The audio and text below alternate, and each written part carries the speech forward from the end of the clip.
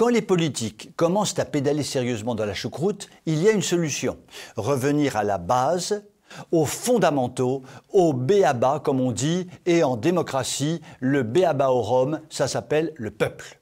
Le peuple, on ne sait pas trop qui c'est, mais c'est là-dessus que notre système politique fonctionne, donc autant s'en servir. Et chacun sait que le peuple ne s'use que si l'on ne s'en sert pas. Et pour s'en servir, quoi de mieux que l'outil du référendum? C'est le meilleur moyen de couper l'herbe sous le pied des apprentis dictateurs qui veulent être plus démocrates que les démocrates.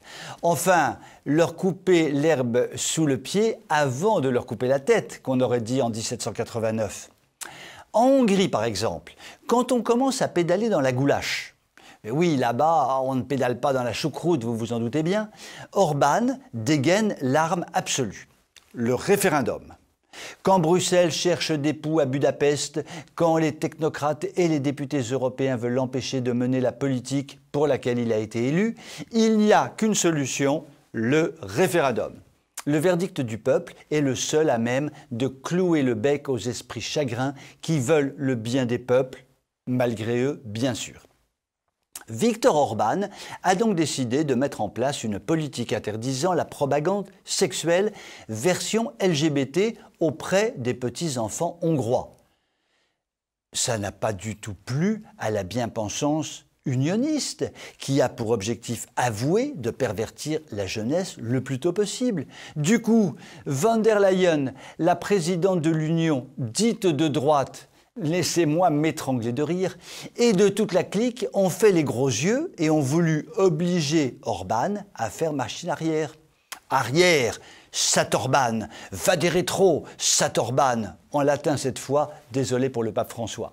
Mais Orban en a vu d'autres et ne compte pas se laisser faire. Il va demander à son peuple ce qu'il en pense. Et comme il y a toutes les chances que son peuple soit d'accord avec lui, Bruxelles l'aura dans le baba. Choucroute, baba au rhum, goulash, décidément je vous parle beaucoup de cuisine aujourd'hui.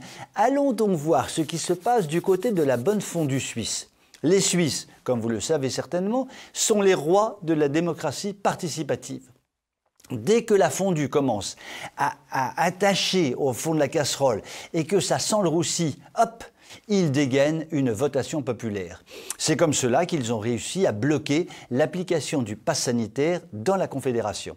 Ils ont obtenu le nombre de votes suffisant pour la suspendre en attendant que soit organisé un référendum à l'automne. Bon, voilà un bon moyen de remettre les petits Suisses dans le droit chemin. En attendant, nous, en France, la politique, c'est le hachis parmentier. Ça ne ressemble pas à grand-chose et ça nous étouffe. Un bon petit référendum pour remettre de l'ordre dans tout ça? Je vous souhaite une excellente soirée.